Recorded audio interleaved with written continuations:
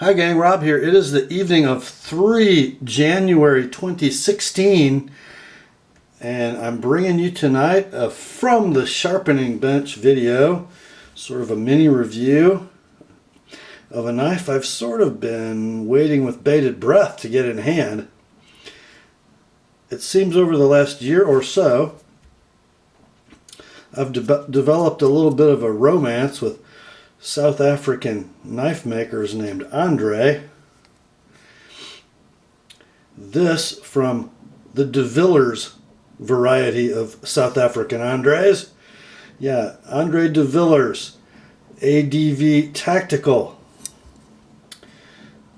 This particular model, the TrailBoss, apparently made in 2015.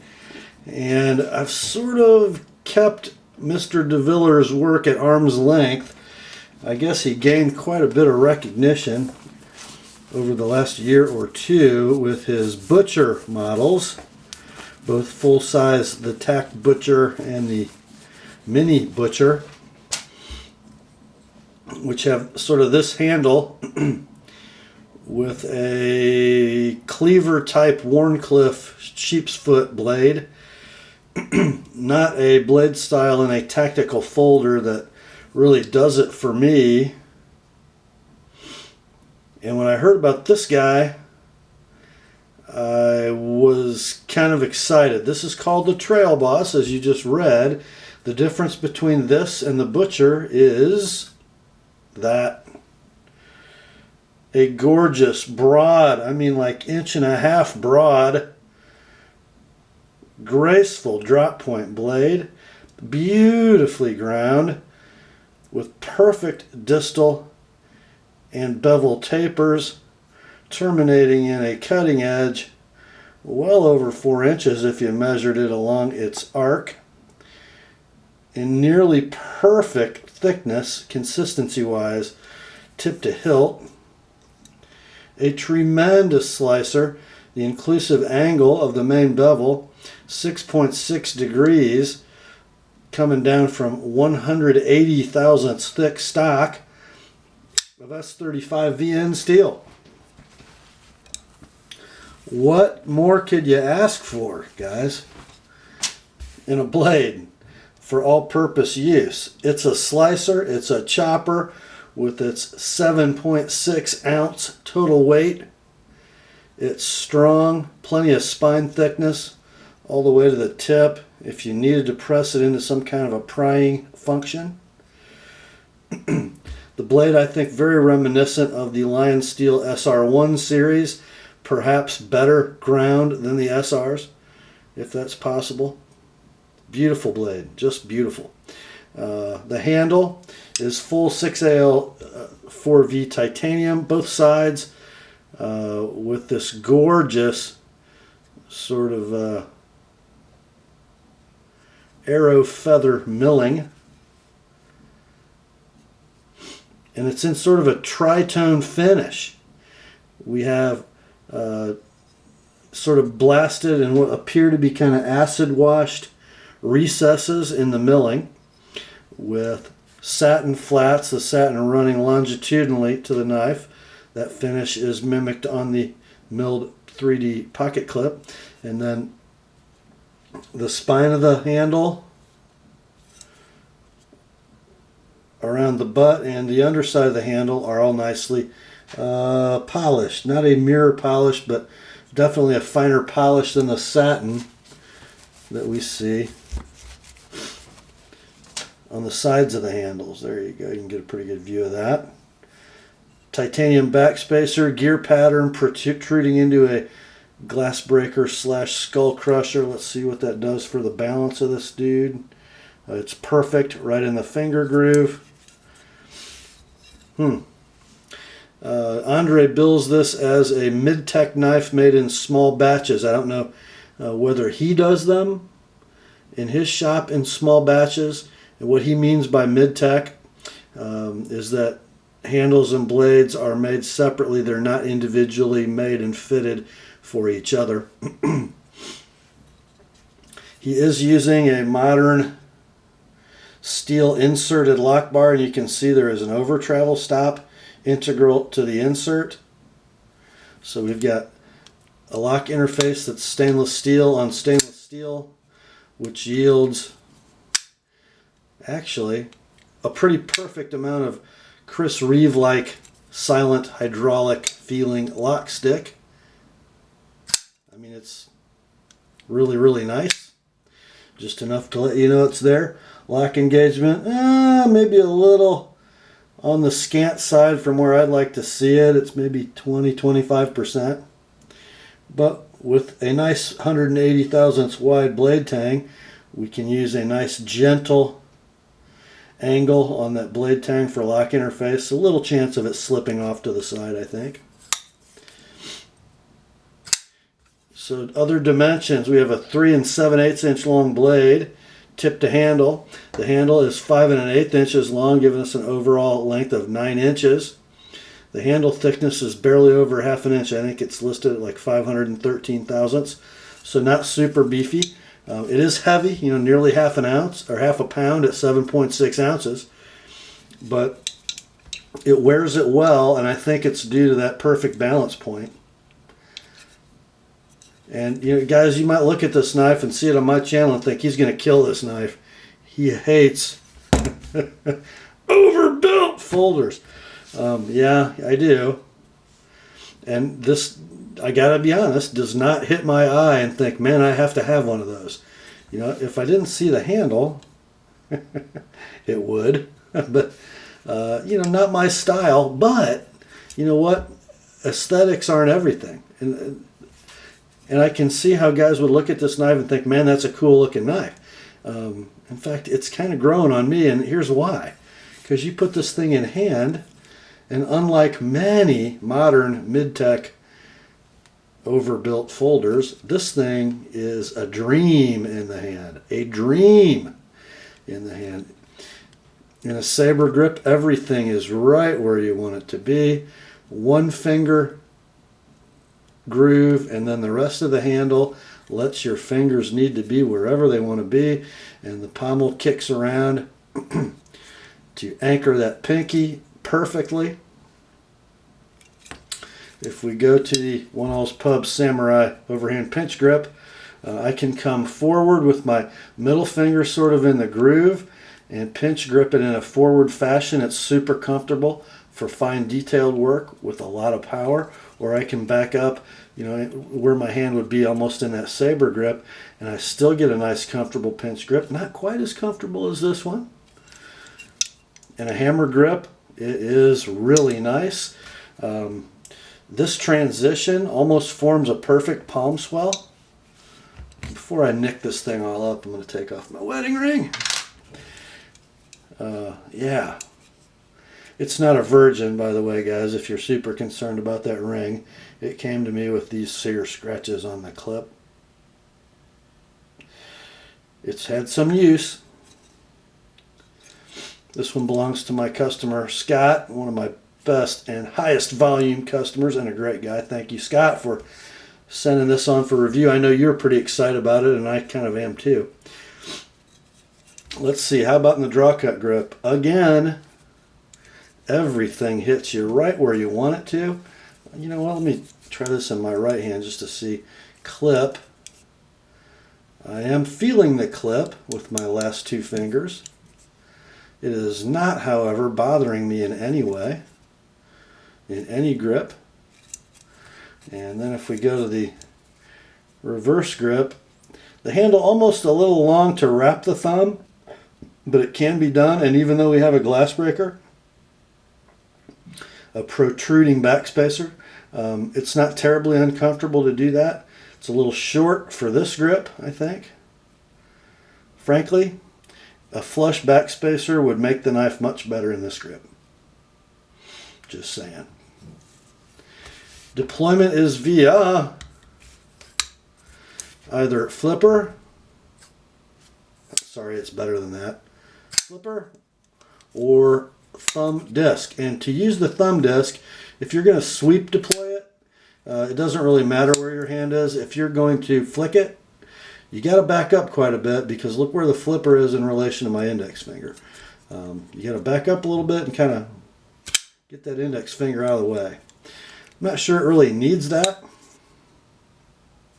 Although if it had a thumb stud, it would probably be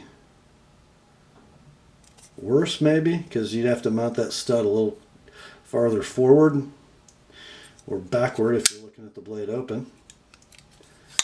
But I gotta say, even though I misfired there a couple times, this is a perfectly designed flipper, although it's a little tall and does get in the way if you're using the alternate deployment method. There, it got in the way. But the design is perfect. Only the top surface has jimping, and frankly, it wants to be pushed straight down. You can light switch it just fine, but that's not really where your finger wants to be. It's not where the flipper wants your finger to be. Really, you've got a nice flat jimped surface, push straight down and out she flies. Perfectly designed flipper, although a little long. And super comfortable. You can flip this knife all day long and never hurt your finger. The detent strength is absolutely perfect for handle retention without worrying about how it's going to flip depending on finger tension on the lock bar. I'm going to kind of squeeze the lock bar. I'm squeezing the lock bar. Still flips great. Does it flip well left-handed? You bet it does. An easy knife to operate lefty, although we don't have a lefty option clip mount. Kind of too bad, frankly. Speaking as a lefty who kind of likes it. It is on caged ball bearings for pivot suspension with a pretty cool pivot. Custom looking, Torx capable.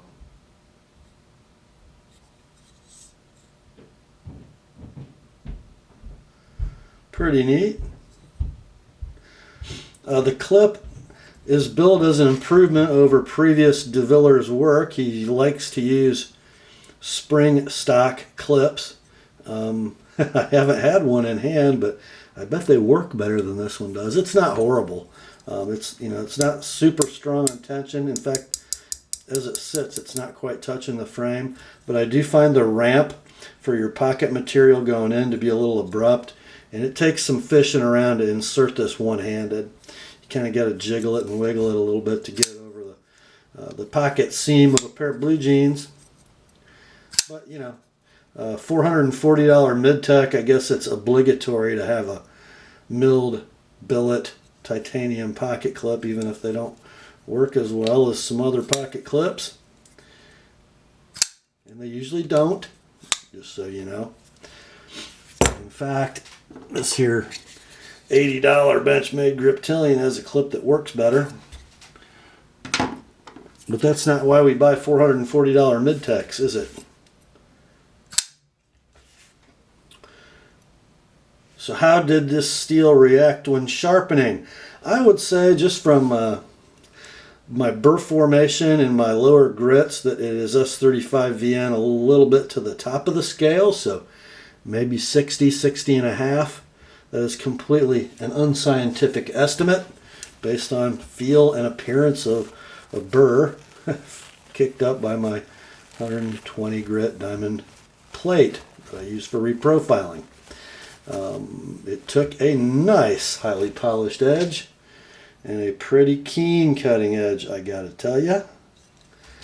It's a little thickish. I sharpened it at 17 degrees per side on my secondary bevel with a little tiny 20 degree micro. And 17 degrees for me is kind of the edge of effectiveness when it comes to initial sharpness in catalog paper. This is about as good as I'm ever going to get 17 degrees. It really requires that you have the blade at an optimal angle to slice paper. It doesn't like to make S-curves at 17 degrees, but it's really sharp, really sharp for the angle at which we're working. Very lion steel-like, I think, in the blade grind, the blade shape, and the performance of the steel. Seems to act a lot like that good old Sleipner or even the German D2 that Lion Steel uses. Don't know where Andre, well yeah I do, he gets his steel from Crucible, doesn't he? Really a handsome knife. Of course, there is no play in any direction. It locks up well. It's a bearing pivot that's not super free. It takes a little shimmy shaking to get it to close, which I like. It's not going to close unwantedly on your fingers, but it's actually one of the smoother ball bearing pivots I've felt. You don't necessarily feel that sensation of, every ball bearing turning, and it's just nice. Also, and you guys know this is a big deal for me on flipper knives, if I put my thumb in a natural position to disengage the lock bar and run the flipper down so it hits my thumbnail, where's the blade when I remove my thumb? Have I cleared the detent? You bet I have. That is huge for me. Very few things more annoying on a flipper knife than when I have to double clutch to get over that pivot or over that ball detent. Works well in either hand. Just a really, really solid effort. And a much more usable knife than the Butcher. It's just a super nice design. Of the Andres from South Africa, though, I still think I prefer Mr. Thorburns' work. It's just got some more classic lines to it, I think. But this knife ought to be a huge seller if he makes more of them. As of the making of this video, Knife Center, I believe. Knife Center or Knife Works, one of those two. Has them in stock for $440 with free shipping. Not a bad deal at all. I say this is a big hit. On this particular model, and I know that I've heard some reports that some of the Thorburn mid-tech stuff has had some erratic machining and grinding. I don't see it on this knife. I haven't really heard that on the TrailBoss, but you guys take a look at the blade centering. It's just perfect. I really, I think I could look around this knife for a long time without finding much to complain about. The machining is spot on precise. The way it behaves in hand and the action are just superb. And almost perfect sharpening choil. Just a little bit short, as you notice the slight flaring at the base of the edge. A little bit short. Could have moved that, kept it the same diameter and moved it forward just a little bit and cleared that plunge completely, but not a problem. A lot better than most of the knives that I've seen in the last couple of years. New designs. So Scott, this one will be in the mail tomorrow. Should be back to you middle of the week. And I think it'll cut when you get it back. Oh, sticky. Gotta love that. That's all for this one, my friends. Grace to you and peace. And Happy New Year. From God our Father and the Lord Jesus Christ. And remember, the Word and Scott's TrailBoss are sharp.